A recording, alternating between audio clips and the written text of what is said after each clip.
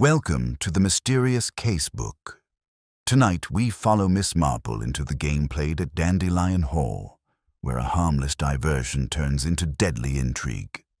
An old estate, a vanished guest, and a secret hidden in plain sight. Are you listening late at night or during your morning tea? Share below.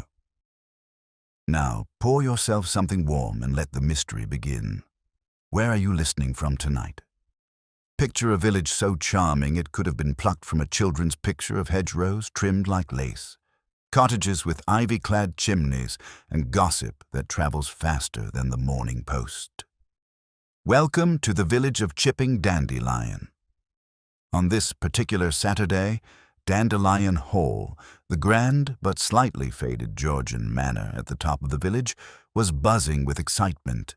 The local drama society, under the imperious direction of Mrs. Hortensia Bleat, was hosting its annual murder mystery soiree. Guests arrived in costume, cloche hats, monocles, and fake mustaches, and a murder would be staged, to be solved over a lavish supper. Among the attendees was a slight, unassuming woman in dove grey. Jane Marple, retired spinster of St. Mary Mead, had come at the insistence of her niece.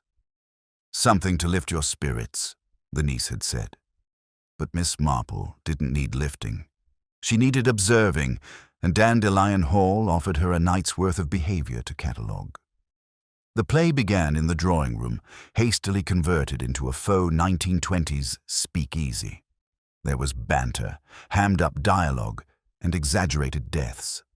But halfway through Act 2, just as the faux murder was meant to occur, the performance was interrupted by a scream that was not part of the script. The house lights flickered on. Mrs. Bleat stumbled onto the stage, one gloved hand covering her mouth. She's not pretending at all. The audience laughed nervously until they saw Mr. Percy Turnbull slumped in the armchair that served as the play's centerpiece. Blood, very real and very red, bloomed across the chest of his velvet waistcoat. A fire poker, not listed among the stage props, jutted from beneath his shoulder blade. The room fell into chaos. "Call for help! Fetch the constable!" someone shrieked. "Did anyone see anything?" asked the local vicar, looking paler than the victim. Miss Marple, calm as a cat in a sunbeam, stood slowly and adjusted her gloves. "If we're not mistaken," she said softly, "we have a real murder on our hands." By the time the constable arrived, the guests had been herded into the drawing room, away from the body. The door was locked behind them. Mrs. Bleat, having regained some composure, was issuing instructions with military precision, while Mr. Felix Partridge, the hall's caretaker, muttered about cursed sets and bad omens. "Who could have done it?" a woman whispered behind Miss Marple. "More importantly," Miss Marple murmured in reply, "who had reason to make it look like part of the performance?" Suspicion stirred like smoke. Percy Turnbull, a newcomer to the village, had ruffled feathers since the day he arrived. A retired solicitor with a sharp tongue and sharper opinions, he'd managed to offend the local cricket club, snub the Women's Institute, and reportedly tried to evict a widow for encroaching roses, all in under 3 months. Constable Sims, a red-faced young man who looked barely old enough to shave, took down names and asked questions with a mixture of panic and ceremony. "Does anyone leave the room during the performance?" Everyone looked around. Silence. Then, only Miss Fawcett, piped up a girl dressed as a flapper. She said she had to use the powder room.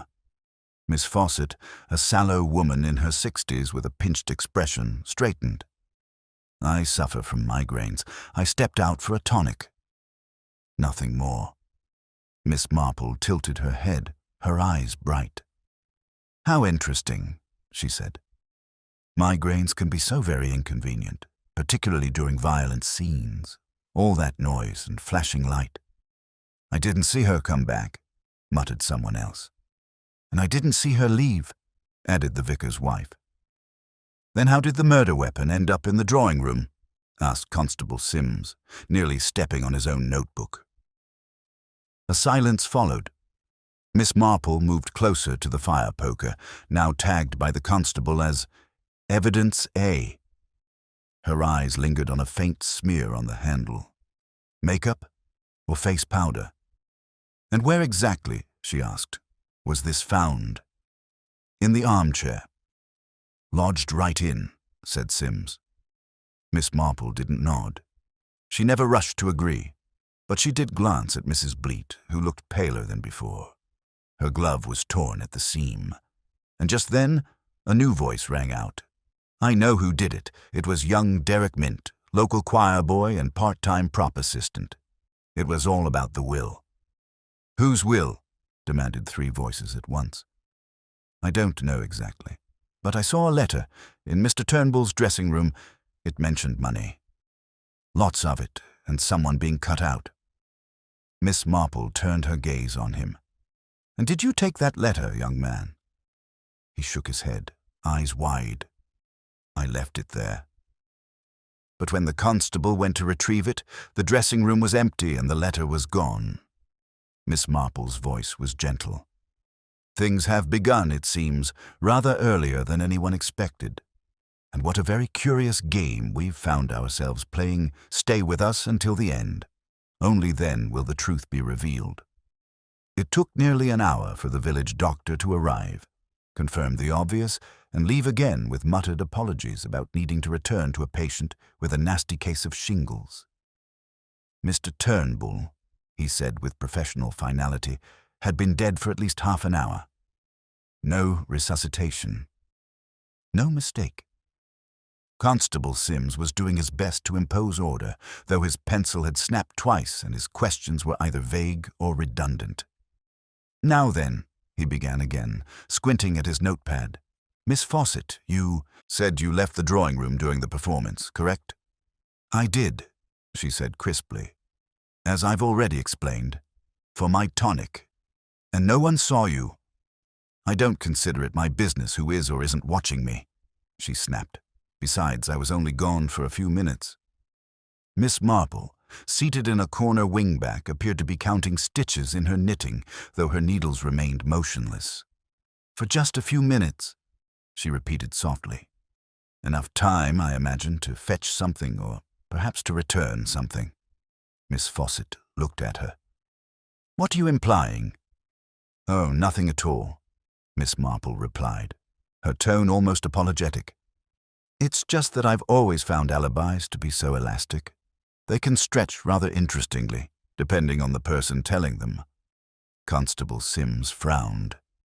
Is that a crime term? Not exactly, Miss Marple said, her eyes twinkling. More of a knitting one, I suppose. Behind the constable, Mrs. Bleat was pacing, her pearls clicking nervously against one another.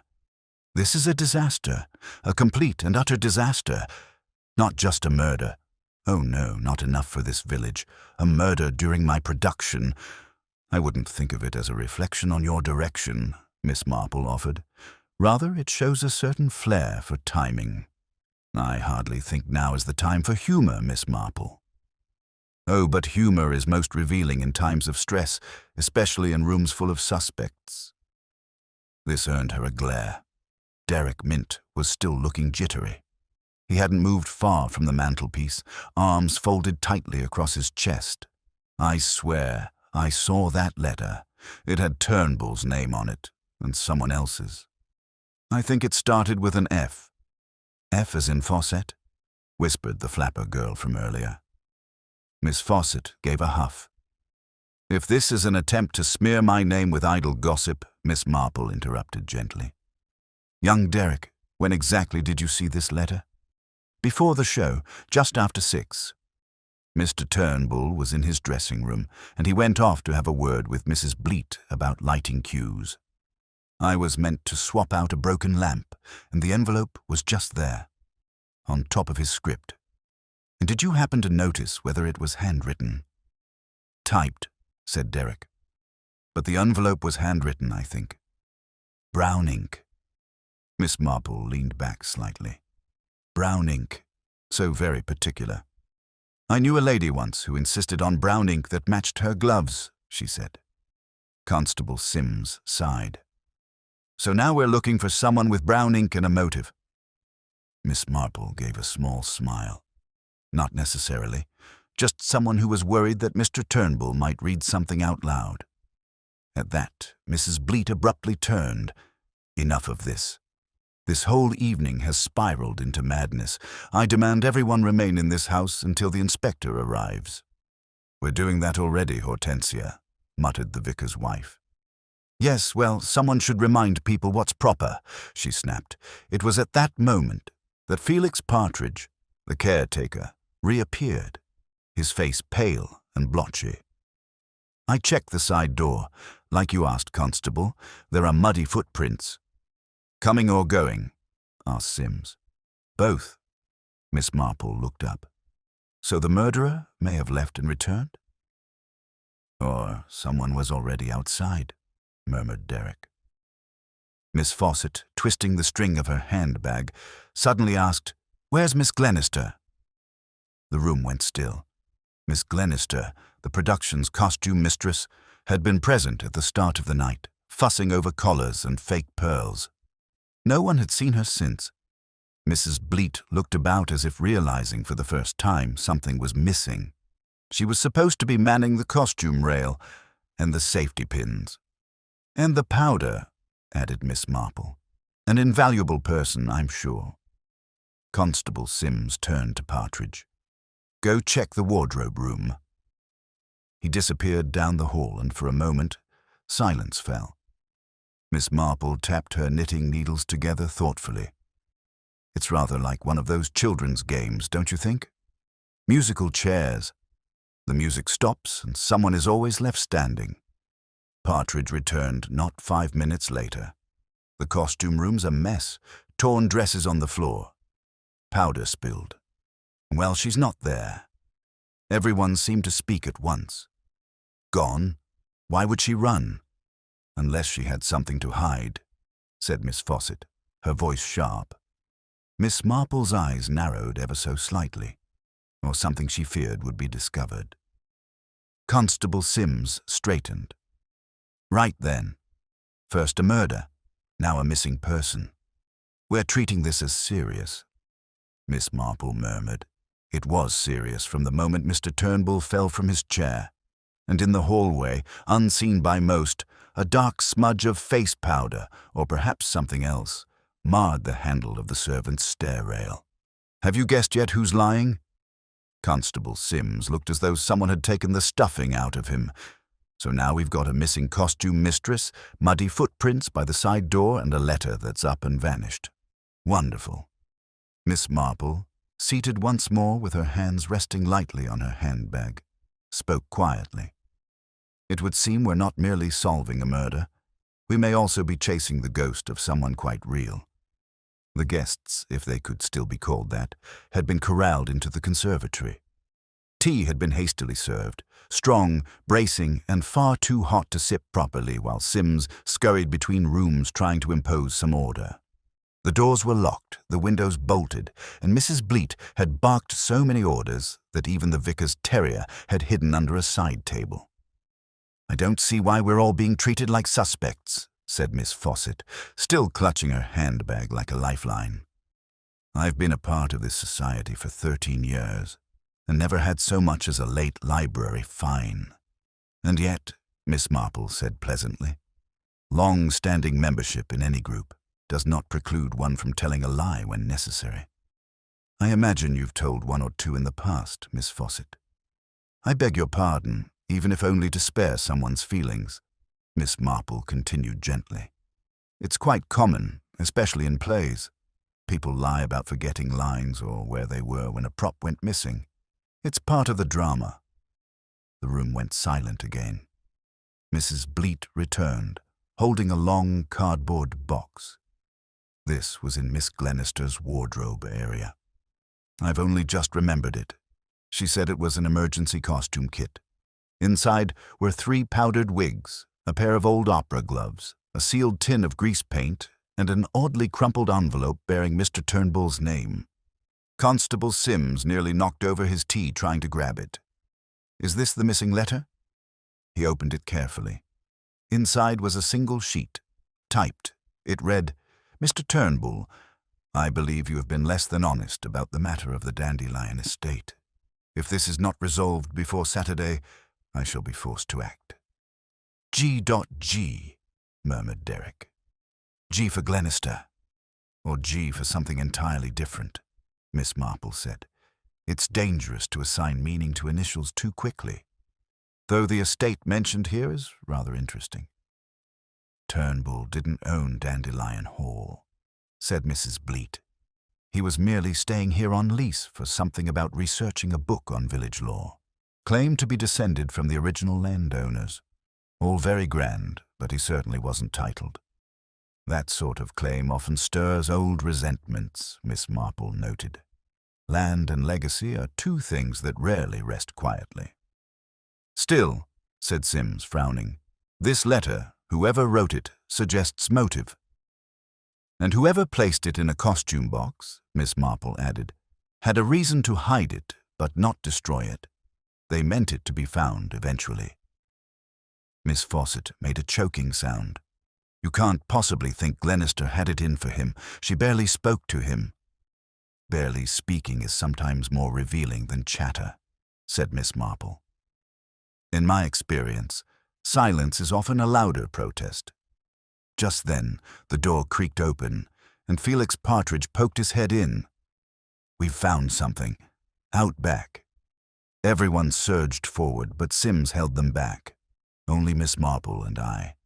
Behind the hall, through the hedges and onto the gravel path that led to the caretaker's cottage, Felix pointed to a garden bench. Draped across it was a faded velvet cloak, part of the theatre costumes.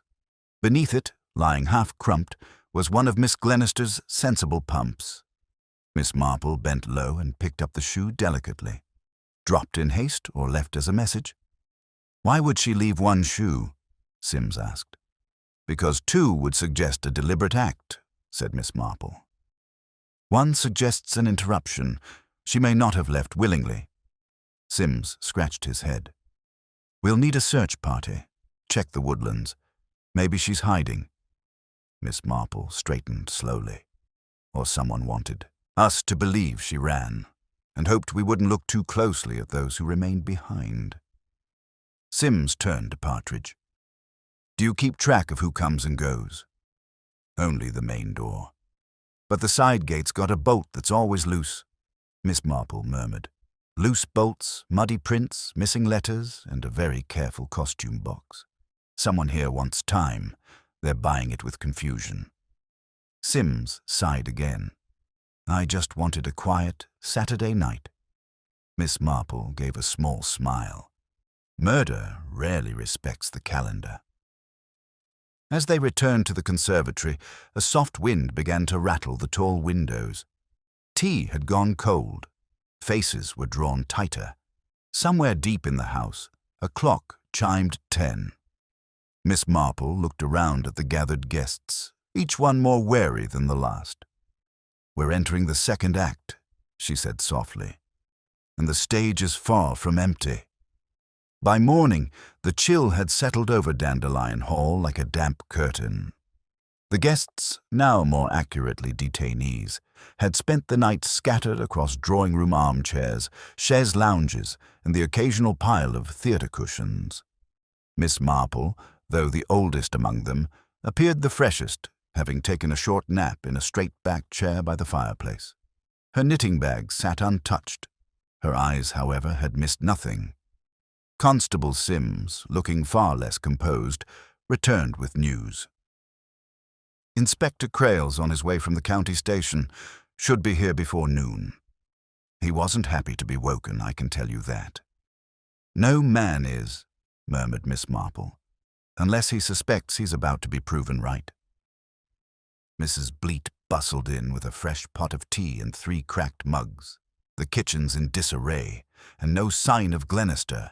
Not even a footprint after that garden bench. Just vanishes into the night like a phantom. She wasn't the phantom type, said Derek Mint. She always walked like she had a plan. A plan, repeated Miss Marple thoughtfully. Or a fear. Constable Sims took a seat, rubbing his temples. Let's go over what we know again. Percy Turnbull was murdered during the play, stabbed with a fireplace poker. Glennister is missing. Maybe he fled. Maybe he was taken. And then we've got this mysterious letter warning Turnbull about the estate. Signed G. The letter said he'd been dishonest, said Mrs. Bleat, setting down the teapot with a loud clunk. If you ask me, that's the real scandal. Miss Marple nodded slowly. Dishonesty is one thing, but public confrontation, especially in front of a group like ours, would be quite another. Far too many eyes, far too many ears. Unless someone was desperate, muttered Sims. Just then, the flapper girl Sylvia from the junior theatre group entered holding an old folder bound in red ribbon. This was in the props cupboard, she said, at the back. I only found it because I was looking for the spare bulb box. Sims took it, frowning. It's labelled Turnbull Dandelion Papers. He flipped it, open. The folder contained old deeds, a faded map of the estate, and several typed pages dated from the 1920s. Miss Marple stood to read over his shoulder. That's odd, she said, pointing to one section. Here. Look. This clause states, upon discovery of direct bloodline claim exceeding 50 years from prior holder, land rights may be renegotiated by arbitration. Sims squinted. Meaning? It means, Miss Marple said softly, that if Mr. Turnbull was descended from the original landowners and could prove it, he might have had a legal case to reclaim the Hall. Mrs. Bleat's face lost a shade of colour. But that's absurd. The Hall's been in the care of the village trust for generations, and what if someone feared that arrangement might come to an end? Miss Marple asked. What if someone discovered Mr. Turnbull's intentions before he made them public? But that would mean Sims started, then stopped, that the motive wasn't personal. It was about the Hall. Miss Marple nodded. Property has always been one of the great motivators, often stronger than love or revenge, and far more enduring. Sylvia piped up again. Mr. Turnbull was asking questions. About old villagers, about a woman who worked here during the war. Miss Marple turned to her. Do you remember the woman's name? Sylvia shook her head. Only that she was a seamstress or something. Glennister said she might have known something. They were whispering about it in the wardrobe room a few nights ago. I only overheard it because I was pretending to look for my boat. Miss Marple raised her brows. Pretending. I wanted to know what Glennister thought of my costume. Miss Marple smiled faintly. Curiosity, the root of many revelations. Sims set the folder down. So Glennister knew Turnbull was digging up something, maybe something to do with his ancestry. Maybe she even helped, but then why run? Because she didn't want to end up like him, Sylvia said softly. Miss Marple's voice dropped to a murmur. Or because someone made sure she couldn't speak again. There was a long silence. Then, almost casually, Miss Marple added, There's still that smudge on the servants' stair rail. Not dust, more like powder. Foundation, perhaps. Stage makeup, if I had to guess, a detail easily missed. Mrs. Bleat stiffened. Are you suggesting someone used the back staircase in disguise? I'm suggesting, Miss Marple replied, that whoever staged the murder as part of the performance knew the house well, knew how to make a death look like theatre and how to slip away as if they'd never been part of the cast. Outside, the wind stirred the ivy against the wall. Inside, the game continued, each piece moving with quiet precision. And somewhere, just out of sight, someone was still watching. By the time Inspector Crail arrived, a large, square-faced man with the gait of someone perpetually unimpressed, the morning sun had crept high enough to light every dusty windowsill in Dandelion Hall. He stepped into the drawing room with an expression that suggested he'd rather be anywhere else. All right, he said briskly, tugging off his gloves. What have we got? A dead solicitor in a theatre chair and a missing costume mistress with a possible penchant for letter writing. Constable Sims stammered through a summary while Miss Marple remained silent in her corner. She watched Crail closely, not with doubt, but with quiet calculation. "And you are?" Crail asked, finally turning toward her. "Jane Marple," she said kindly. "Just an old woman with a long memory and a habit of noticing things others don't." "Ah, one of those." "I dare say," she replied with a faint smile. "Though I imagine you'll find I'm more help than hindrance." He grunted non-committally and moved to examine the red folder that Sims had retrieved earlier. "Dandelion estate clause, eh? Interesting." So the victim had reason to believe he could reclaim the Hall. "Yes," said Miss Marple, and someone else had reason to ensure he didn't. Crail turned the folder over. "What about this Glennister woman?" "Still missing." "For now," Sims said. "But she left behind a single shoe and a lot of questions." Crail rubbed his jaw. "Runaway or victim?" Miss Marple replied softly. "That depends, Inspector, on whether she left the letter in the costume box or someone else did." Just then, Derek Mint reappeared, this time carrying a battered black scrapbook. "Found this in the attic cupboard while fetching more blankets. Belonged to the Drama Society. Might be nothing, but he passed it to Sims, who handed it along to Crail. The inspector flipped it open. Inside were fading photographs from past productions, group shots, rehearsals, and gala evenings with bunting and paper lanterns. Then, tucked between 2 pages, a yellowed photograph slipped out and landed on the floor. Miss Marple bent to pick it up before anyone else could. It showed a group of young women outside Dandelion Hall, all in uniforms or maids, perhaps with bicycles and cheerful smiles. At the back, half in shadow, was a man. Tall, with a square jaw and slicked hair. Miss Marple studied the face. "This looks very much like a younger Mr. Turnbull." Sims peered over. "Could be." Crail frowned. "Where did this come from?" Derek shrugged. "Was just stuck between pages. I don't think anyone's touched that scrapbook in years." Miss Marple turned the photo over. In faded blue ink was scrawled the words, "Summerstaff, 1949. Maudie, Gertie, Edith, and Percy." "Maudie," she murmured. "I once knew a Maudie Glennister. Was a lady's maid. Excellent with a needle and thread. Could alter a hem in under 15 minutes. Dreadful luck with men, though. Always picked the wrong ones." "You think it's our Glennister?" asked Sims. "Or her mother," Miss Marple said. "Possibly an aunt. But it would explain why Glennister might have had access to certain family knowledge Turnbull was hoping to confirm. Perhaps even knowledge she didn't realize he intended to use."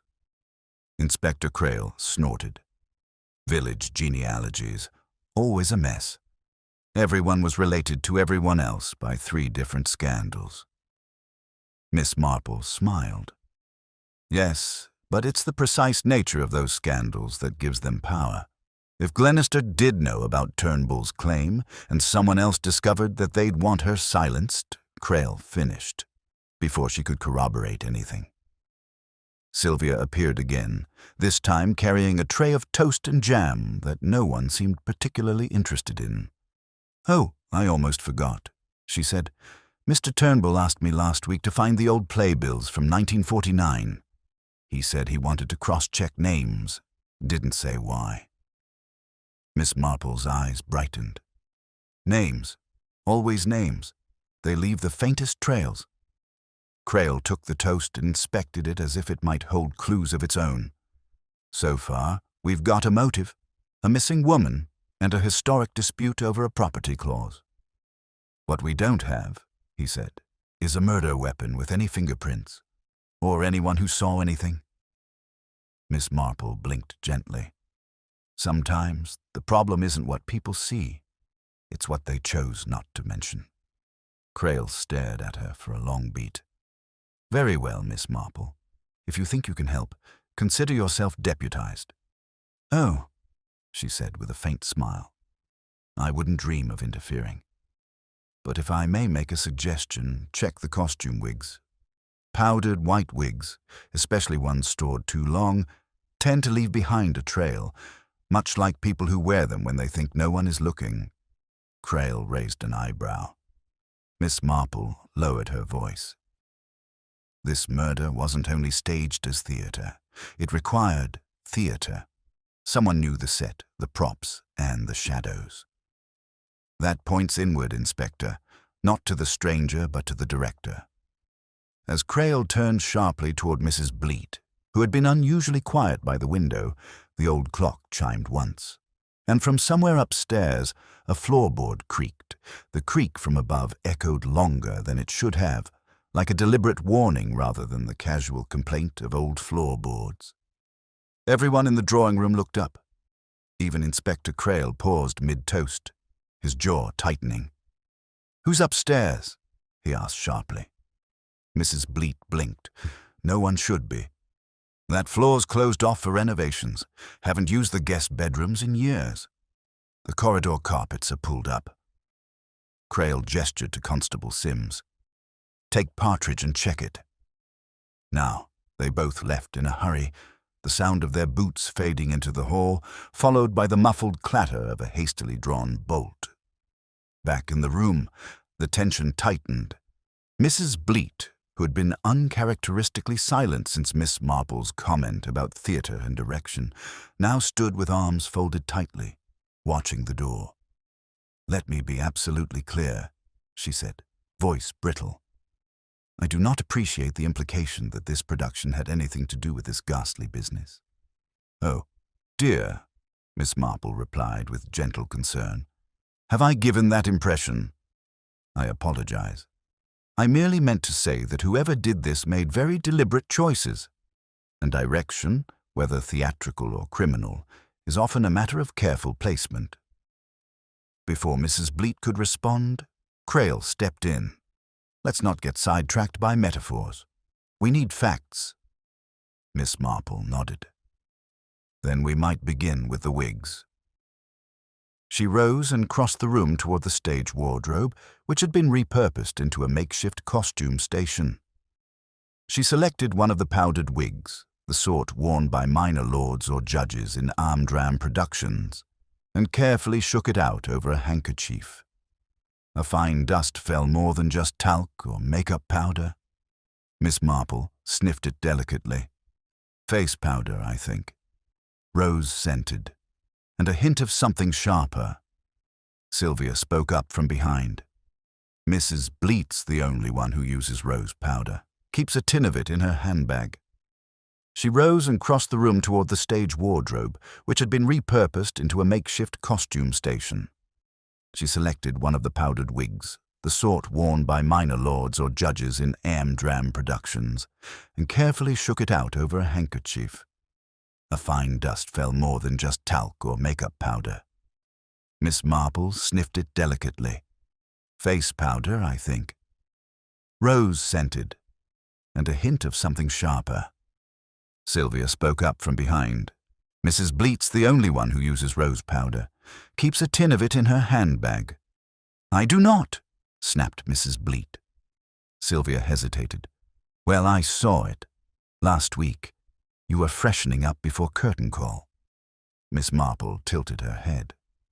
"Oh dear, how inconvenient it is when one's beauty secrets become public knowledge." Crail moved swiftly toward Mrs. Bleat. "Do you mind if we check your handbag, madam?" "I most certainly do mind. It's a murder inquiry." Her lips pursed, then thinned further.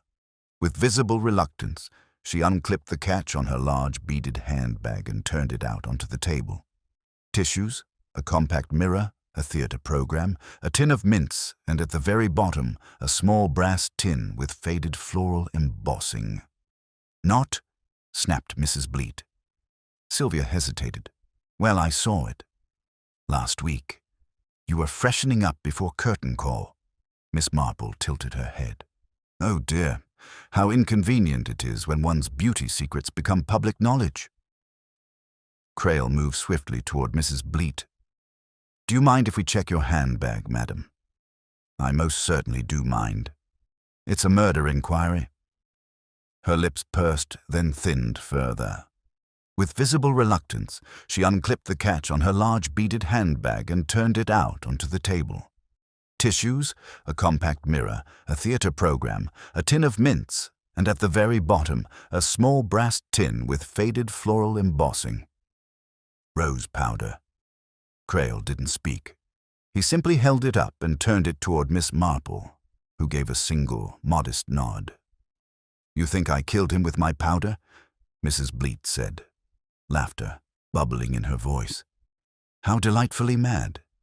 Miss Marple replied softly, "No, but I do think someone borrowed it, or used it to mask their own presence. When you store a prop, particularly a wig or cloak, any scent clings to it, just as a lie clings to the one who tells it."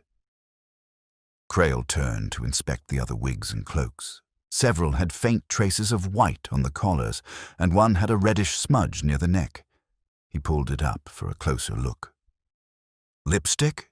he asked. "Stage makeup, most likely," Miss Marple said. "But it's the placement that intrigues me. Just there at the throat. Suggests the wearer had their face pressed close to someone else's neck, perhaps in an embrace or a struggle." There was a noise at the door as Sims returned, slightly out of breath. We searched the upper floor. No one. But one of the spare rooms, the old nursery, had the window open. Footprints on the sill. Crail swore under his breath. Partridge followed behind, holding a faded scarf. This was on the floor near the window. "It's Miss Glennister's, I think." Miss Marple examined it. Frayed at the edge. Torn. "She may have tried to resist. Or she climbed out," Crail muttered. Miss Marple shook her head. "I doubt it. It's the left edge that's frayed, caught while being pulled, not dropped. Someone took her through that window, possibly unconscious." "Then we're not dealing with a lone incident," Sims said. "This was planned. The murder, the removal of Glennister, the letter, everything." Miss Marple's eyes narrowed. "Which brings us to the final act of last night's play. When exactly did the house lights flicker, Constable?" "Just before the scream," Sims said. "Right when Mr. Turnbull slumped in the chair." "And the fuse box?" she asked. Partridge answered. "Behind the stage, near the dressing rooms. Then our killer didn't just seize the moment. They created it. Dressed in a wig or cloak, masked by powder, familiar with the house, and they knew when to strike." Crail looked grim. "So we're looking for someone who can move quietly, knows the layout, and can act convincingly under pressure." Miss Marple returned to her seat. "In a house full of performers, Inspector, the real challenge is not identifying the actors." She paused. "It's recognizing the one still playing a role." The afternoon at Dandelion Hall brought no warmth, only grey skies and the chill of unanswered questions. Inspector Crail had commandeered the drawing room entirely now, turning it into a makeshift operations post. Chairs had been rearranged, notes scribbled across torn bits of program paper, and a rough timeline pinned to a corkboard borrowed from the coat closet. Miss Marple sat by the fire once again, silent, watchful. The energy in the room had changed. The theatrical chaos of the previous night had settled into something quieter, more dangerous. A performance had taken place, and now it was time for the audience to take a second look. Crail turned from the board. "Want a full reenactment of last night's second act. Same positions, same cues. If the killer used the chaos to mask their movements, we need to see exactly how." "I'm not sure I can bear it," Mrs. Bleat said, clutching her pearls. "We've already endured so much." "You'll manage," Crail replied curtly. "Miss Marple, would you mind overseeing the accuracy? I've been told you notice the finer details." "I'd be delighted," she said, rising slowly. "Though I'm not much of a director, Inspector. More of a listener. Chairs were repositioned, stage lights switched on, and guests reluctantly took up their places. Derek stood near the imaginary bar, holding the same mock glass of brandy he'd carried the night before. Sylvia retied her flapper headband and whispered lines under her breath. Even Mrs. Bleat, with great reluctance, took her place by the fireplace. The armchair where Percy Turnbull had died remained empty. Crail stood in the center of the room. Right, lights down. Action begins when Mrs. Bleat says the line about the Count's inheritance. The lights dimmed. The room held its breath. And I dare say the Count wouldn't leave a penny to a man with your morals, Mrs. Bleat intoned, her voice slightly shaky. Derek replied, Then he must have had very poor taste in morals, madam. Laughter followed, thin and artificial. Sylvia added her line, missed her cue, then caught up. A few more beats passed, then the lights flickered, once, twice. And just as the guests braced for it, a scream rang out from the far corner. Everyone turned. Of course, nobody fell this time. No blood, no poker, only echoes. Crail gestured. Freeze.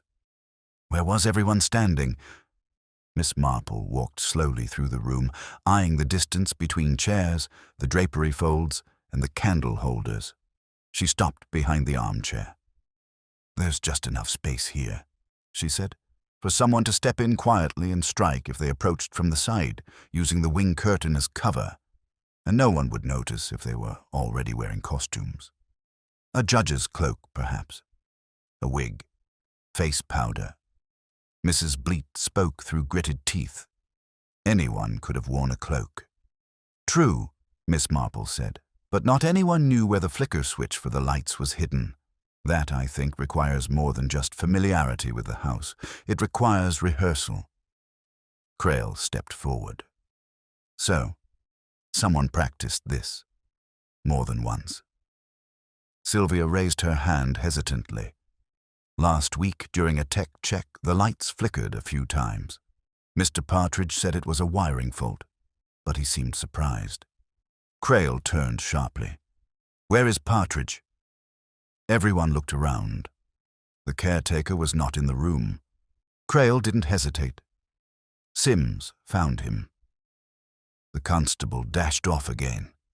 Miss Marple moved toward the fireplace, where a heavy brass poker stood in a stand. And the murder weapon. This was returned to its holder after the murder. Wiped, yes, but returned. She turned to face them. Someone with enough comfort to walk past the chaos and calmly replace it. That is the action of someone not afraid to linger. Derek spoke, almost reluctantly. Mr. Partridge said he was backstage most of the evening, sorting lanterns, but I went back there and didn't see him. Mrs. Bleat looked confused. I thought he was in the kitchen, with the biscuits. No, Sylvia said. That was the night before. The room was growing colder, not because of any drought, but from the narrowing sense that someone among them had played their role too well. Then the front door slammed open. Sims returned, out of breath. Found him, he panted. In the shed. Unconscious. Someone hit him from behind. A ripple of disbelief moved through the room. Crail swore under his breath. Miss Marple remained motionless, staring into the empty chair where Turnbull had died. Well then, she said softly, we can be certain of one thing. Crail looked up. What's that? Miss Marple's eyes didn't leave the chair. The killer is still playing a part, and they've just written Partridge out of the script. Partridge's unconscious body had been moved gently onto the settee in the billiard room, where a cold compress and a rather worn woolen blanket were all the first aid the house could provide until the doctor returned. Crail stood at the foot of the couch, arms crossed, his jaw clenched. No robbery, Sims reported. No sign of a struggle, apart from the knock to the head. He still had his watch. Keys, even the whole ledger in his coat pocket. So it wasn't about silencing him permanently, Crail muttered. It was about delaying him, preventing him from saying something or seeing something. Miss Marple remained standing beside the doorway, her expression unreadable. "What was he doing in the shed?" she asked gently. "Stacking backdrops, apparently," said Sims. "He said he was going to fetch the canvas flats after lunch. I suppose the killer knew. Or, Miss Marple said, the killer waited until he went alone, away from sight, away from questions." Crail paced. "We're not narrowing this down fast enough. Whoever staged this performance has already taken possibly 3 steps ahead of us. Turnbull's dead. Glennister is missing, and now Partridge is nearly killed." Miss Marple tilted her head. "Inspector, you mentioned last night that Mr. Turnbull had been asking about a woman who worked here in the late 1940s. A seamstress, perhaps?" "Yes. According to Sylvia, he was trying to confirm a family link. An inheritance claim. And," she said softly, "is it not curious that Miss Glennister, who was a seamstress, knew of that inquiry, may even have been helping him, and then disappeared? Perhaps she was more than just a link. Perhaps she was the key." Crail frowned. "You think Glennister had proof? A letter, a certificate?" "Possibly. But I think it's more likely she was the connection, a descendant herself, or privy to something from a mother or grandmother who once worked here." Sims spoke up, and if someone else knew she had that knowledge, they might see her as a threat. "Precisely," said Miss Marple. There was a knock at the door, hesitant. Sylvia peered inside. "Sorry, I remembered something." Crail nodded for her to continue. "It's about the dress rehearsal. Last Tuesday, Mrs. Bleat gave this long speech about timing and precision, and then afterwards, she and Miss Fawcett had a row backstage. I didn't hear all of it, but Mrs. Bleat said something like, 'You had one job, and now everything's going to fall apart.' Miss Fawcett, sitting stiffly in the corner, scoffed. Oh, for heaven's sake, we disagreed about props. I placed the wrong vase on the left table. Hardly a crime." Miss Marple's voice was gentle, and yet how easily tempers fray under pressure. Crail turned to Sylvia. "Was there anything else? Anything odd about the props or costumes that night?" Sylvia hesitated. "Well, I did see someone come out of the wardrobe room after everyone else had gone. It was dark, and I thought it was Miss Glennister at first, but the figure was taller. They were wearing one of the black cloaks, the ones we use for villain roles." Crail's eyes narrowed. "What time?" "Maybe 10:30. I was outside waiting for Derek. He forgot his line sheet. And did this figure see you?" She shook her head. They kept to the shadows, slipped around the corner of the conservatory. Miss Marple tapped her fingers together. Someone rehearsing, perhaps, testing the feel of the cloak or the shadows. Sims scribbled a note. That would make sense. Someone who wanted to make sure they could move unseen during the performance. Crail turned to Miss Fawcett. "You were one of the last to leave that night, weren't you?" "I went to fetch my handbag." "Alone?" Miss Fawcett hesitated. "Yes, I thought I'd left it in the reading room, but it was in the parlor." "Can anyone see you?" "No," she snapped. "It was late. Everyone had gone." Miss Marple smiled faintly. "Yes, Miss Fawcett, we all seem to find ourselves alone in this story at precisely the wrong moments." Just then, Derek burst into the room, cheeks flushed. "I found something." He held up a folded scrap of paper. It was part of a torn playbill from the night of the murder. On the back, scrawled in hurried pencil, were the words, "Check the cloak lining. Hiding place?" Miss Marple took the scrap gently and studied it. "It's not Turnbull's handwriting," she said, "but it's someone's last message. Someone who feared they wouldn't get another chance." Crail's voice was quiet. "Search every cloak." Within the hour, they had a table lined with cloaks. One by one, Crail and Sims turned them inside out. Most were empty, save for the usual costume fluff, thread, crumbs or a safety pin or two. Then Sims gasped. From the hem of the third judge's cloak, he withdrew a small envelope sealed with wax. Inside, a birth certificate, dated 1923. The mother's name, Maudie Glennister. The child, Percival Edward Turnbull. Crail stared. Miss Marple's voice came soft but certain. "Well," she said, "that settles one half of the mystery. Mr. Turnbull wasn't claiming descent from the family who once owned Dandelion Hall." She turned toward the others. He was the family. The document lay on the table like a dormant spark, and yet, in that quiet room, it crackled with consequence. Crail stared at it, then at Miss Marple. "You're saying Turnbull wasn't just bluffing about his inheritance. He was the rightful heir to Dandelion Hall." Miss Marple nodded. His mother, Maudie Glennister, worked here as a maid in 1923, and it appears she gave birth to a child, Percival Edward, out of wedlock. A child who grew up under another name, perhaps in shame, perhaps in secrecy. "But why come back now?" Sims asked. "Why wait until just recently?" "Pride," said Miss Marple softly. "Or perhaps necessity. A man alone in the world sometimes turns to the past when the present gives him little comfort.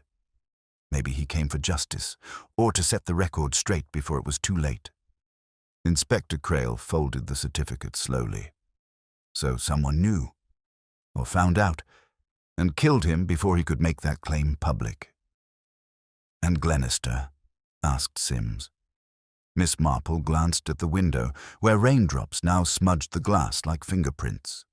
If she was his cousin, or even a half-sibling, she may not have known until recently.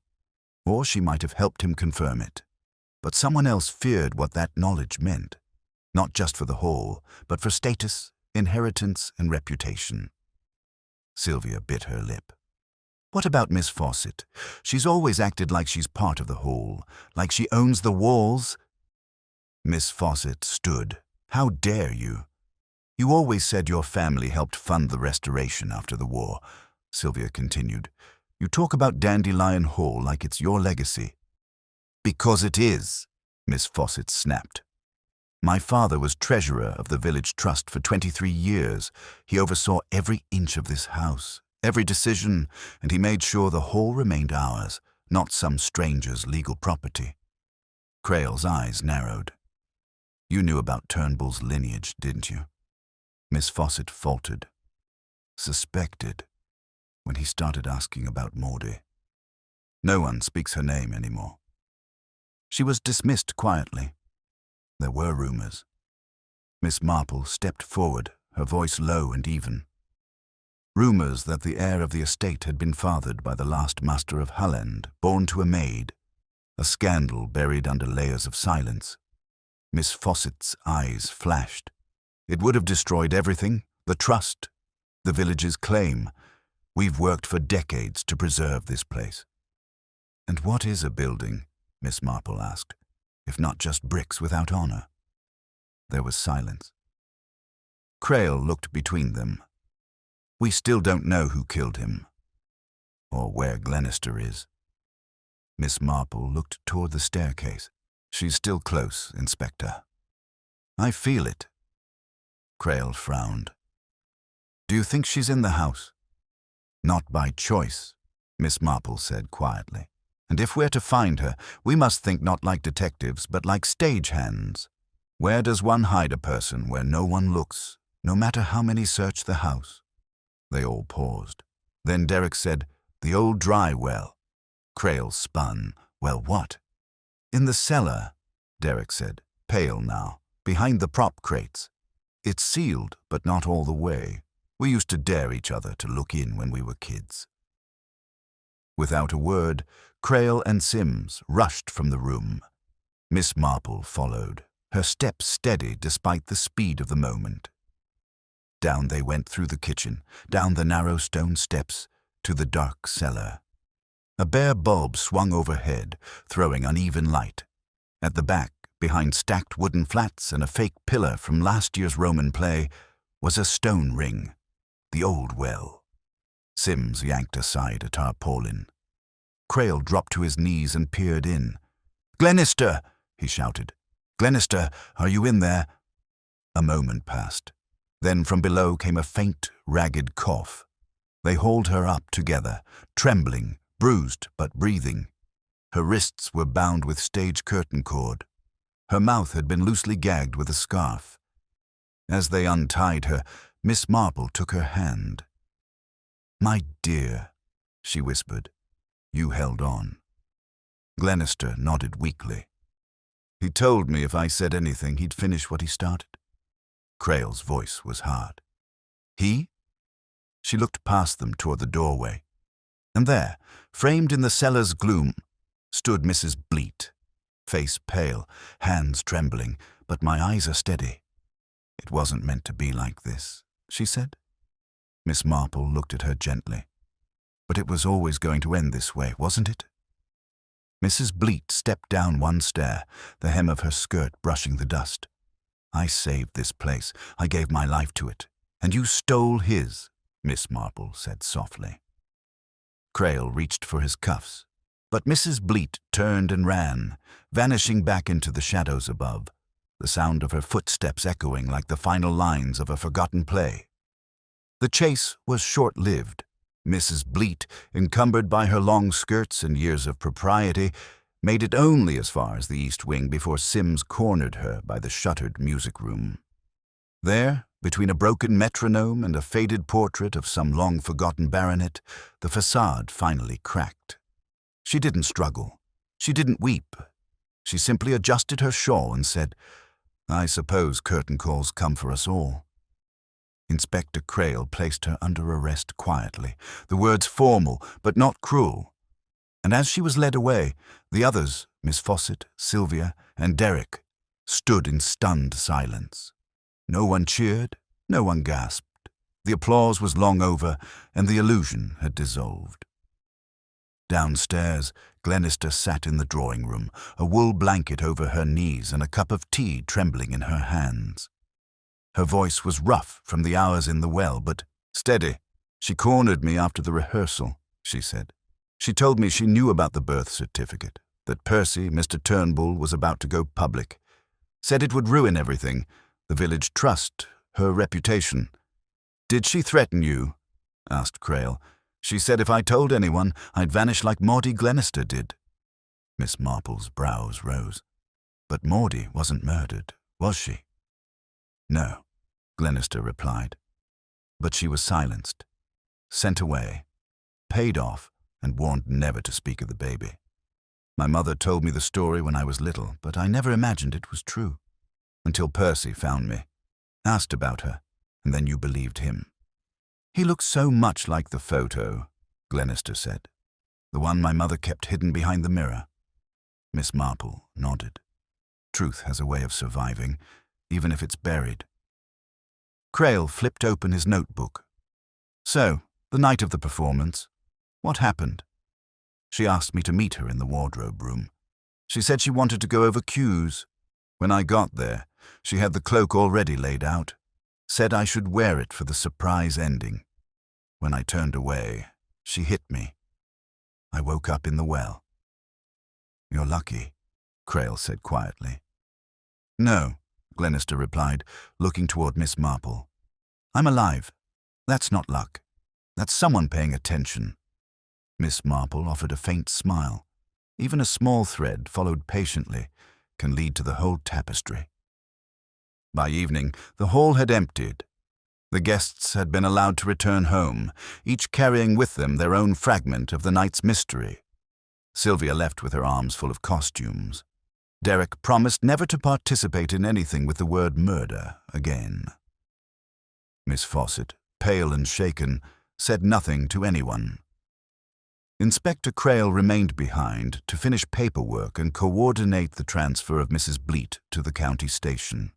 As he passed Miss Marple in the foyer, he paused. "You were right about her," he said. Miss Marple shook her head. "I was only right because I noticed the things others overlooked. Her love for the hall is too fierce. Her voice during the performance was too rehearsed. Her alibi is just a little too neat. Crail tucked his notebook under his arm. Have you ever thought of joining the force? She smiled warmly. Goodness, no. I wouldn't want to trade tea for fingerprint powder. Outside, the rain had turned into a soft mist. The gaslights flickered, their glow casting long shadows across the gravel path. Miss Marple stood at the threshold of Dandelion Hall and looked back one last time. The building, for all its history and grandeur, seemed suddenly smaller, not diminished, but humanity's secrets exposed, its performance concluded. As she stepped into the night, she said to no one in particular, in villages and plays alike, it's never the loudest actor who reveals the truth. It's the one who watches from the wings. And with that, she walked quietly into the fog, her silhouette dissolving into the very mist that had brought the mystery to her door.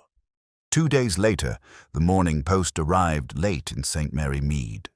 A small white envelope, addressed in the looping hand of Inspector Crail, slipped discreetly through Miss Marple's letter-box. She opened it with her usual care, settling into her drawing-room armchair with a teacup at hand.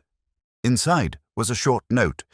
Dandelion Hall has been formally transferred to the County Heritage Board. Glennister is to remain as caretaker. No contest from the village trust. Crail. Miss Marple read it twice before setting it aside. A small, satisfied nod followed. There would be no grand scandal, no headlines splashed across the papers, only quiet rebalancing. That was the way of English villages. Scandals were better whispered into teacups than shouted from rooftops. Later that afternoon, she received an unexpected visitor. Miss Glennister, dressed in a sensible grey skirt and buttoned cardigan, arrived holding a modest bouquet of dahlias and a tin of lemon biscuits. She looked tired but calm, with something quietly settled about her. "I thought you deserved a proper thank you," she said, as Miss Marple led her into the sitting room. "Oh, my dear, you've had quite enough excitement without trudging across counties with biscuits," Miss Marple replied kindly. Glennister took a seat by the fire. "They've asked me to stay on at the Hall as a sort of live-in steward. There's even talk of converting one of the wings into a local museum." "A sensible compromise," Miss Marple said. "Far better than legal battles and wounded pride." There was a pause. Then Glennister added, "I suppose some people still think I was involved somehow, that I knew what Percy planned all along." "Let them think," Miss Marple said gently. "Villages are like old tapestries, beautiful from a distance, full of knots and loose threads when you look too close. People stitch what suits them." Glennister smiled faintly. "I still don't know why she did it. Mrs. Bleat, I mean. She could have let the claim go through. No one would have blamed her." Miss Marple stirred her tea. "Ah, but that's where you're mistaken. She was the grand dame of Dandelion Hall, its custodian, its director, its queen in her mind. Losing it wouldn't have been just financial. It would have been a collapse of identity. Some women rule empires, others rule sewing circles. She ruled that hall." Glennister nodded slowly. "You think she meant to kill him from the start?" "No," Miss Marple said. "I think she intended only to scare him, to frighten him out of his claim. But fear, once introduced, has a way of changing the scene. She'd orchestrated too many lights, costumes, and the crowd. It was a role she couldn't step out of. And when he didn't back down, she struck. Perhaps harder than she meant to. Perhaps not. There was a silence between them, the kind that doesn't need filling. Then Miss Marple looked out the window toward the village green. "I was reminded," she said, "of a girl I once knew who stole a cake recipe and passed it off as her own for a baking contest. No harm done, really. But what made it interesting was not the theft. It was the fear of being found out. She spent the next year sabotaging every other baker in the parish, all for one prize no one even remembered." Glennister smiled, despite herself. "And what happened to her?" Oh, she married a man who couldn't taste the difference between scones and biscuits, Miss Marple said with a chuckle, and lived happily ever after, I suppose. But she never entered another contest. The two women sat in quiet reflection as the grandfather clock chimed 4. "Do you think the others knew?" Glennister asked. "Miss Fawcett, Mrs. Bleat's circle?" Miss Marple folded her hands neatly in her lap. They suspected something. But in villages like Chipping Dandelion, suspicion is never followed too far. That's how people survive one another. Glennister nodded. "And what about Percy? Do you think he really wanted the hall?" "I think," said Miss Marple softly, "he wanted belonging. A claim, yes, but not to property. To the roots, to a place in the story, and somewhere, between the ticking of the clock and the quiet hum of the kettle, that truth settled like dust upon the hearth, a fitting end to a tale spun from costumes, inheritance, and the shadows between the lines." As Glennister rose to leave, Miss Marple walked her to the gate. The village beyond was still, save for a cat slinking across a wall and the distant chime of a church bell. "Thank you," Glennister said, pausing, for seeing what others missed. Miss Marple offered her hand. "It's not magic, my dear. Just paying attention. That and a life spent observing people over tea." The gate clicked shut behind her, and Miss Marple, ever watchful, ever gentle, returned to her chair, her knitting, and the quiet comfort of knowing that, once again, the truth had been given its cue and taken its rightful place in the final act. By the following Sunday, Chipping Dandelion had returned to its usual rhythm. The village green was once again dotted with prams and elderly men feeding breadcrumbs to pigeons. The Women's Guild resumed its preparations for the annual chrysanthemum fair, as though no murder had ever interrupted their plans. And at the back pew of St. Martin's Church, Miss Marple sat with her hands folded over her handbag, listening patiently to the vicar's sermon on humility. It was not lost on her how fitting the theme was. After the service, as villagers filed out with murmurs of polite greetings, Miss Fawcett appeared beside her, gloves clutched tightly in one hand. "Miss Marple," she began, her voice more brittle than usual, "might I have a word?" Miss Marple smiled. "Of course, my dear. Shall we walk?" They turned onto the narrow footpath behind the churchyard, where wildflowers grew freely between the stones. The silence between them lasted several paces. "I feel I owe you some kind of explanation," Miss Fawcett said at last, "about the night of the murder and the days before." "You owe me nothing," Miss Marple replied gently. "But if you feel the need to unburden, I'm a willing heir." Miss Fawcett looked ahead, eyes misty. I didn't know she'd go so far. "Hortensia, I mean. I knew she was worried, knew she was frightened, but I thought it would come to nothing. A legal matter, some letters, not a body on the stage. You suspected she knew about the birth certificate." "I did," Miss Fawcett admitted. She found the scrapbook in the attic. "She showed it to me, told me it would ruin everything if Percy pushed forward, that people would question the legitimacy of the hall's ownership. She said we had to protect it, that it was our duty." Miss Marple paused. "And yet when she attacked Glennister, when she killed Mr. Turnbull, you said nothing." "I froze," Miss Fawcett whispered. "I suspected, yes, but I had no proof. And after Glennister vanished, I told myself perhaps it had been a coincidence, that she'd run off in fear or guilt. We've always played such elaborate games in the hall, I didn't want to believe it had become real." Miss Marple nodded slowly. "Fear makes many things invisible, even the truth." They reached a bench and sat beneath a weeping willow, the branches shifting gently in the breeze. "She gave her whole life to that place," Miss Fawcett said. "It wasn't just bricks and mortar to her, it was her kingdom, and we all let her play queen." Miss Marple gave a faint smile, and the court did not question her rule. until the curtain fell. Miss Fawcett laughed once, bitterly. Oh, what a performance! She even rehearsed the murder, didn't she? Right down to the lights. She rehearsed everything, Miss Marple replied.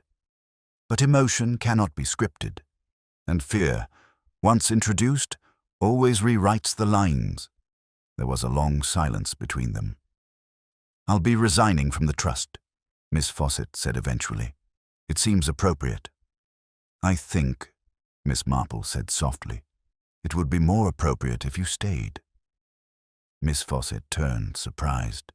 You know the Hall's history, its value, its dangers. Let someone like Glennister carry it forward, but let someone like you help her do it wisely. Miss Fawcett's lips trembled. You really think I could do that? I do. There's strength in honesty, my dear, and redemption in quiet service. They rose, and Miss Fawcett took her leave with a small nod of gratitude, disappearing down the lane with her posture a little straighter than before. Later that afternoon, Miss Marple returned to her garden, where the chrysanthemums were blooming late and bright.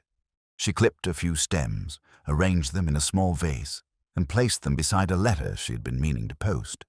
It was addressed to a solicitor in London, one who had helped her discreetly ensure that Glennister's position at Dandelion Hall would be legally protected, birth certificate or not. As she sealed the envelope, she paused. So many crimes, she thought, are not born of malice, but of fear. Fear of change, fear of disgrace, fear of losing what one believes is theirs. And so often, the solution is not punishment, but clarity, and the courage to live with it. The clock chimed 5. She poured herself a cup of tea, sat back in her chair, and allowed herself a single smile. The curtain had closed, the audience had departed, but the truth had taken its bow. Quietly, precisely, and in that there was justice. It was late afternoon at Dandelion Hall when Inspector Crail returned to the now empty drawing room. The props had been packed away, the chairs righted, and the velvet curtains drawn back to let in what little light the cloudy day would allow. Glennister stood near the fireplace, clutching a folder of papers, while Miss Fawcett lingered behind her, uncertain whether she was still a guest or something else entirely. Miss Marple was already seated, a porcelain teacup in hand, as though she'd never left. Crail nodded toward her. You said you'd walk me through it, from the beginning. Of course, she replied pleasantly. A murder staged during a performance. You might say it was both theatrical and tragically literal.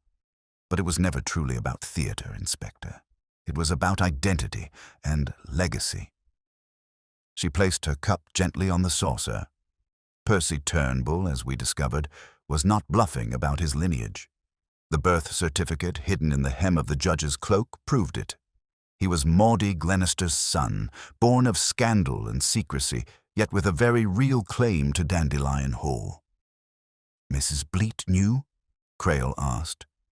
She suspected at first, Miss Marple said. But suspicion became certain when she found the old scrapbook, the photo from 1949 with young Percy in the background. From that point, she must have realized that his interest in the Hall wasn't academic. He was preparing to make a legal move, one that would upend her entire world. Still doesn't explain the murder. Miss Marple's eyes twinkled faintly. She was not a murderer by instinct, but she was a woman used to directing, orchestrating, and controlling everything from the costumes on stage to the reputation of her drama society. When control was threatened, she didn't react with logic. She reacted with drama. She chose the night of the performance to make a show of it quite literally. Crail paced slowly. She used the blackout and the flickering lights to commit the murder. Precisely. She rehearsed the lighting with Partridge, using the excuse of technical difficulties. But when the moment came, she slipped into the performance unnoticed, dressed in one of the wigs, perhaps cloaked as a character. When the lights flickered, she struck from behind, using the fire poker, then calmly replaced it before rejoining the chaos she herself had caused. Miss Fawcett spoke up quietly. She always said the play should end with a twist. That theatre should feel real. And what better twist, Miss Marple said, than to make the audience believe they were still watching fiction even as death entered the room. Crail frowned. And Miss Glennister. She had been helping Mr. Turnbull, though she didn't realize the danger until it was too late. Mrs. Bleat cornered her after the dress rehearsal, suspecting that she held something vital, perhaps the certificate itself, or knowledge of where it was hidden. She lured Glennister to the wardrobe room under the pretense of discussing costume adjustments and then subdued her, hid her in the old well in the cellar, a place even the locals had forgotten. Crail crossed his arms. And no one noticed. She was careful, Miss Marple said. Choose her moment well. A night when everyone's attention was turned to spectacle and plot twists. In a play full of costume changes and mysterious characters, one more cloaked figure didn't raise an alarm. Glennister, standing quietly near the window, finally spoke. She said I'd thank her one day, that she was protecting the hall, preserving its dignity. Miss Marple looked at her kindly. The tragedy of people like Mrs. Bleat is not in what they lose, but in how much they convince themselves they're acting for others, when really it's pride and fear that drive them. Crail turned toward the fire. And the letter, the one warning Mr. Turnbull, likely penned by Glennister herself, Miss Marple said. An attempt to push him to act more discreetly, perhaps, but it was intercepted, hidden in the costume box. Everything about this murder was built around delay, postponing revelation just long enough for Mrs. Bleat to act first. He gave a slow exhale. It's neat. Too neat. Because it had to be, Miss Marple replied. She was a director to the end. Every curtain call, every gesture rehearsed. But even the best scripts unravel when emotion takes the stage. Crail looked toward Glennister. Do you still plan to stay at the hall? She nodded. Not to own it, just to keep it safe. Properly this time. Miss Marple smiled. That's all it ever needed. Not a queen to rule it. Just someone willing to tend the doors, sweep the dust, and listen for the creaks. Crail glanced at his notes, then tucked them away. You've done this before, haven't you? Oh, Miss Marple said, rising from her chair. Only now and then. But I find people behave much the same in every village. Whether it's a knitting circle or a masquerade ball, secrets rarely stay buried. She reached for her gloves. And when they do, she added, it's usually because someone has been rehearsing the burial far too long. Outside, the rain had stopped. A hush fell over the grounds as if the house itself were taking a long-awaited breath. 2 weeks had passed since the final curtain fell at Dandelion Hall. The banners from the murder mystery evening had been quietly removed, the velvet chairs covered again in dust sheets, and the old stage lights unplugged with silent ceremony. A notice now hung on the oak-paneled entrance, temporarily closed for heritage review. The village had settled, as villages always did, back into its unassuming rhythm. But there remained a ripple beneath the calm, a reluctance in conversation, and a stiffness in greetings. The scandal had not erupted as gossip usually did. Rather, it had sunk into the marrow of the place, heavy and unspoken. At the post office, Miss Marple stood in line behind the vicar's wife, listening patiently as the clerk discussed this year's postage stamps. She wasn't in any particular hurry. There was something reassuring about the slowness of the village after a storm, the way life stitched itself back together with tea trays and garden shares.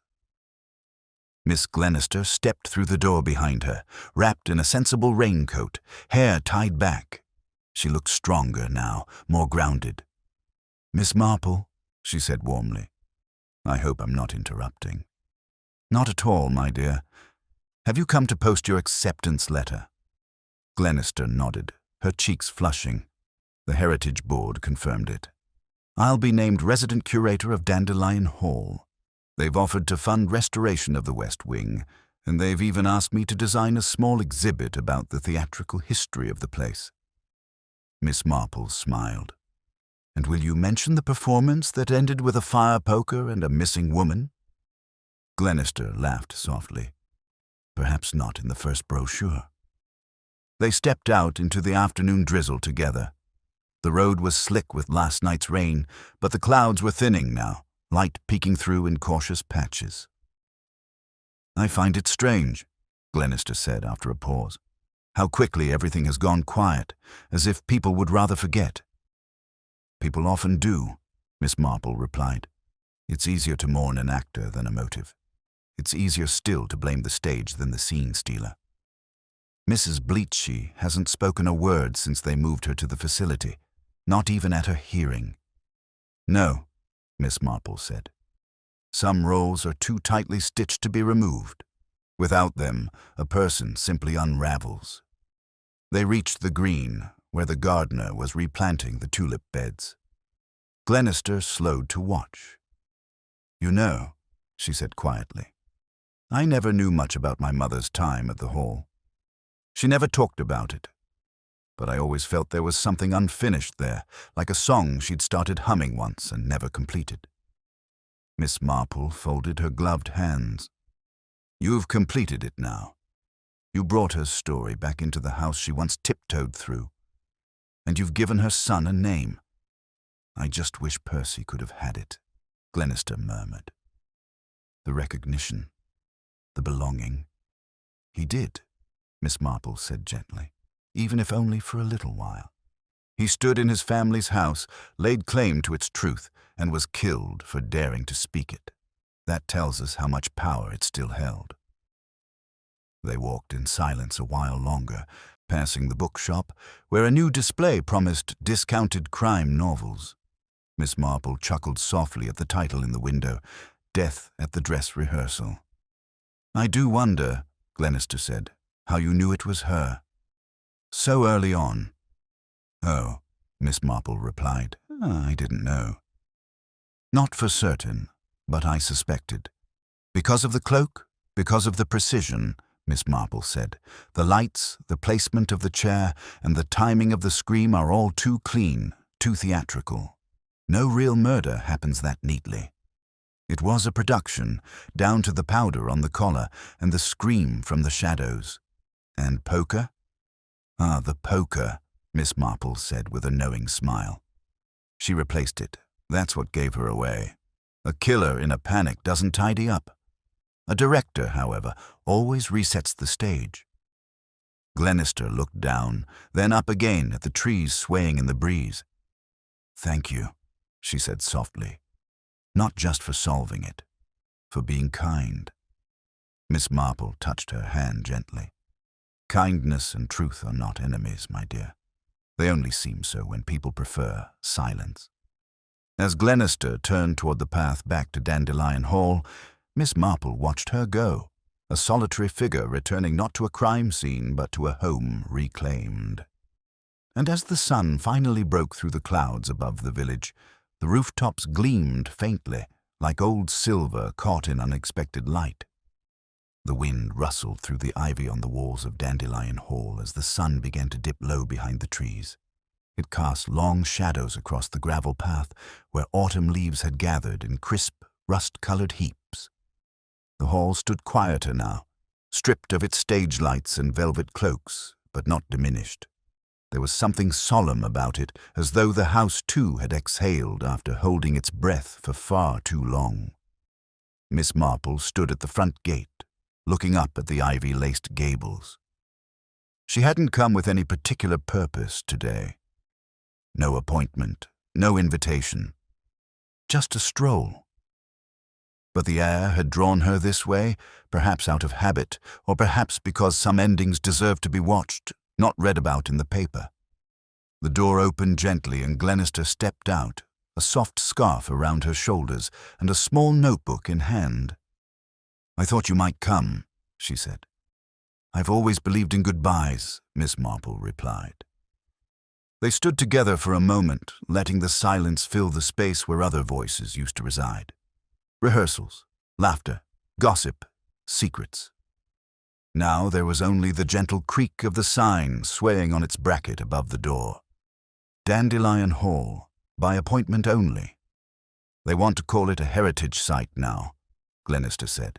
Include a small display in one of the east rooms about the drama society, costumes, programs, and a few photos. Nothing too heavy. A wise choice. Miss Marple nodded. Let memory sit beside truth, not under it. Glennister looked down at her notebook. I've been writing about it. Not a report. Something more like a record. For the ones who came before. Maudie. Percy. Even Mrs. Bleat, I suppose. Miss Marple's expression softened. There's something very English about that, don't you think? Writing things down so the silence doesn't feel so loud. Glennister smiled faintly. You always speak like someone who sees through wallpaper. It's not the walls that interest me, Miss Marple said. It's the drafts that slip between them. A robin landed on the gatepost, its chest a bright flare of color against the gray afternoon. For a moment, the world felt hushed, not mournful, but reverent. I think she regretted it, Glennister said, her voice low. In those last moments, Mrs. Bleat, I think she knew what she had destroyed. Perhaps, Miss Marple replied. Or perhaps she simply feared what others would think. Regret and reputation can look very much alike when the curtain falls. They stood in silence once more as the bell from St. Martin's chimed 5 times in the distance. It's a strange thing, Glennister said finally, to feel a place forgive you. Forgiveness, Miss Marple said gently, is not something places give. It's something we find in ourselves when the ghosts finally stop performing. As the robin flitted away and the breeze gathered again, Glennister turned toward the hall. Would you like to come in? There's still tea. Miss Marple shook her head with a smile. No. I prefer to leave when the story ends, before someone tries to start another one. She adjusted her gloves and turned down the path, the crunch of gravel marking each step. Behind her, the hall stood quiet and tall, no longer pretending. Not mourning, not boasting, just being. And as she reached the lane that led back to St. Mary Mead, Miss Marple paused for a moment, her hand resting lightly on the iron gate. The curtain had fallen, the lights had dimmed, but somewhere deep in the quiet, she knew as long as people wore masks and whispered in corners, there would always be another story, another part to play.